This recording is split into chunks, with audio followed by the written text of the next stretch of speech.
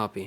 I mean, I'm really extremely happy that I'm here because if you past days, I didn't imagine that we can get back to France.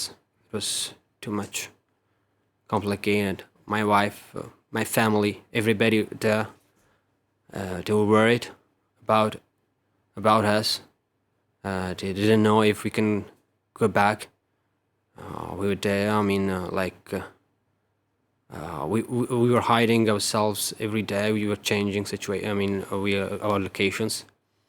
We didn't know when we can go back. We could go back to France and how we could go back to France.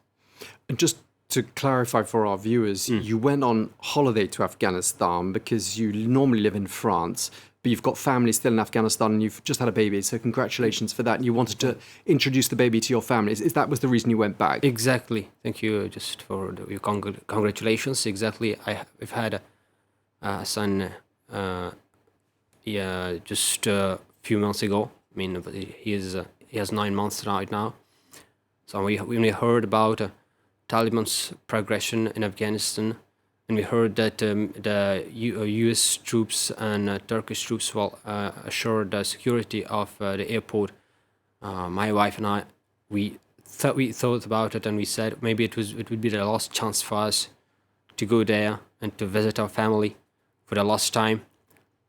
For the last time before, maybe for a long time after. So when we arrived there, it was so rapid that we didn't even expect it that they will arrive.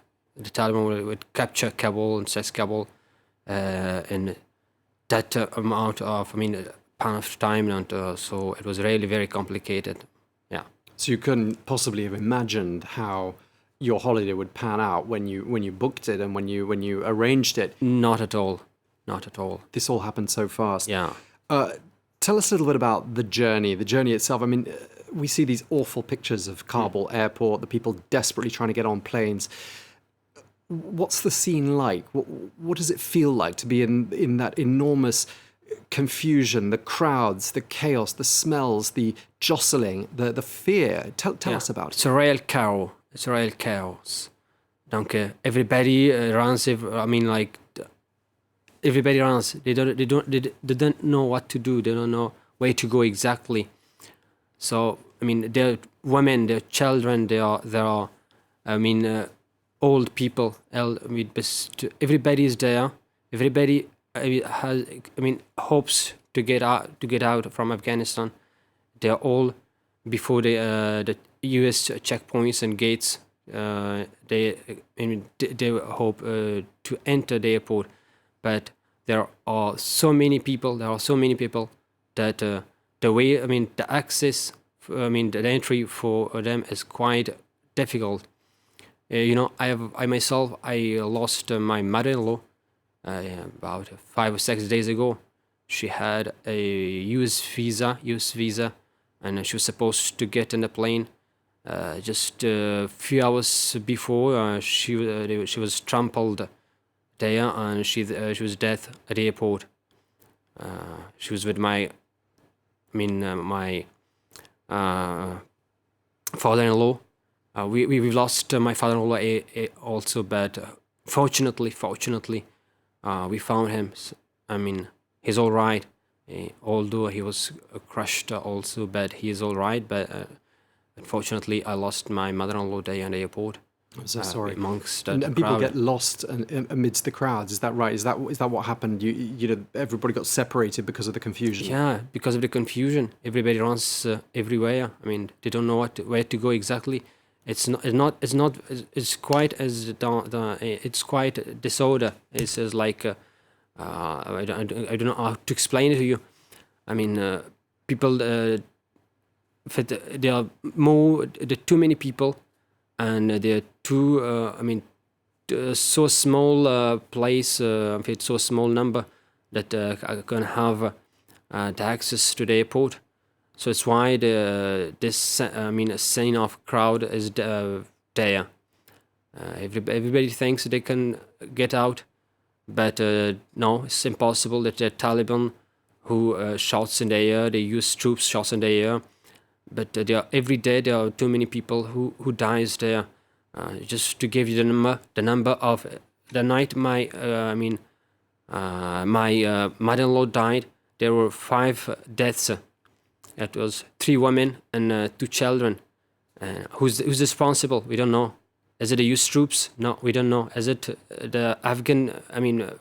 People? We don't know. Is it the Taliban? No. Everybody's responsible.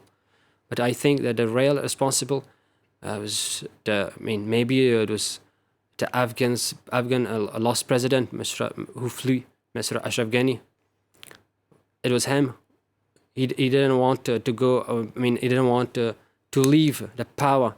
He was so thirsty of power that he left 20 years of democracy and a chaos.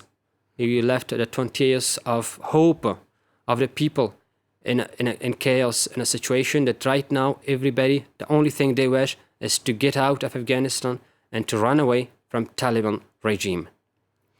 And what do you feel about the US President Joe Biden and his decision to stick to that 31st of August deadline? Do you think it's too hasty? Do you think he should have done things differently? Do you think other world powers perhaps should step up to the plate more? Perhaps Afghanistan's neighbors like Iran and Pakistan? What do you feel about the broader geopolitical situation? First of all, if I came to President Biden's last speech, when I heard it on BBC, I was quite, it was, to tell you, it was, I thought, how can you believe, how can you, rely on an ally who says that we were in Afghanistan? We never were in Afghanistan for democracy. We never were in Afghanistan to establish a government, but we were there for our interests. It was not exactly what the people in Afghanistan wanted. It was not to hear, because the people in Afghanistan, there were thousands and thousands of deaths, both from American troops and thousands and hundreds of thousands of deaths from loss from Afghan army.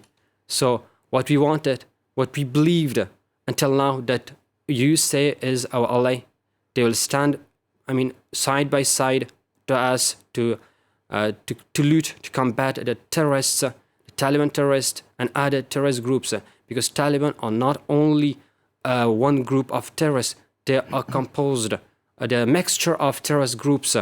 With them, there are lots of different Punjabi and Pakistani terrorist groups, and there are even the terrorist groups from Chechnya, there are terrorist groups from Uzbekistan, there are terrorist groups from other countries. They are warriors from other terrorist groups who are with them right now in Afghanistan. So the people in the world, my only message is for not only for President Biden, and it's to the whole world, that the terrorism, there's no frontier, there's no border. It is a world problem. It's a world problem.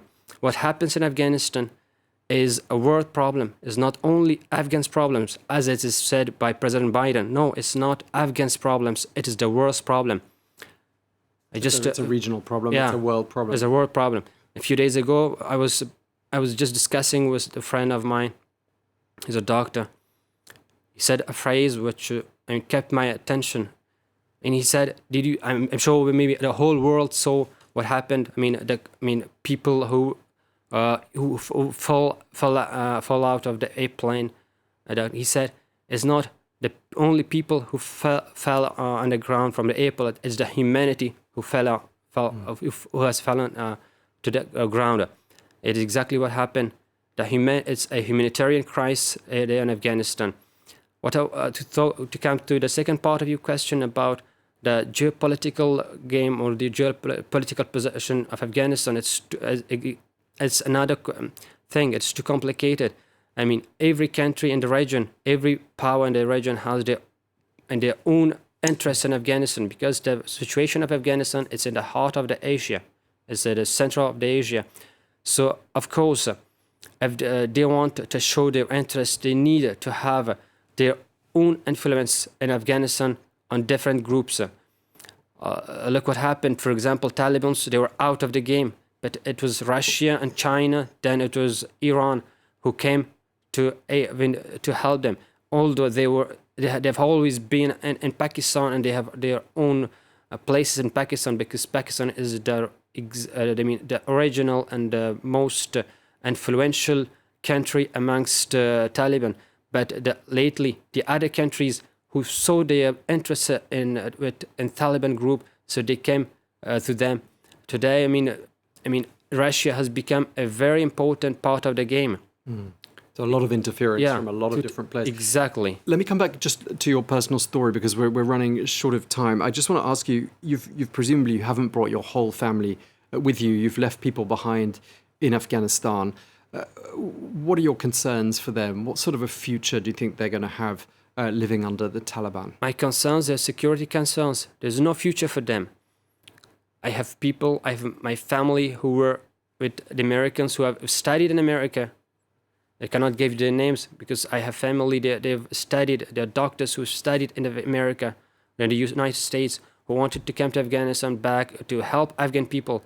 Right now, they are, hiding, because if Taliban finds them, they, of course, they're on the list. I have families who, teachers in the universities, women. I have my nieces, they cannot go back, the girls in our family, you cannot go back to work, you cannot go back to school to continue the studies. So every day I was there, I was witness of their tears. They were crying, they were in tears for their future. There's no future for them, first of all. If we come back to the security problems, the security problem is too important in Afghanistan for people who have worked with, NATO, who have worked with foreign forces during past years. And there are also lots of problems for the people who were in the Afghan army. He were the officers in the Afghan army. Because Taliban has started their control. They're searching for people who were with the Afghan army. With their officers, high rank officers, and also they've distributed kind of papers in some provinces. Especially in the north of Afghanistan, and they've asked people to come and to declare themselves if ever they've worked with NATO and other foreign forces, because they says if they find later, the punishment will be more dangerous, more harsher than what they have. Planned right now. And are they telling the truth? Exactly, because there are a lot. It happens usually during the night. They come, they search the houses. Especially in the north and the south of Afghanistan. In Kabul, it has just started because they've arrived lately. They don't know a lot. The Kabul very well, so it is not too common. So it's why usually people think that everything has changed. No, but if we see what happened in the other provinces, there are lots of deaths. They come. They to search the houses. And then they bring with them the people who they want. And a few days later, we find only just their dead. We find the body, and nobody takes the responsibility. When people ask the Taliban what has happened, they say it was not us. If it is not them, then who come to the houses for the search? Okay.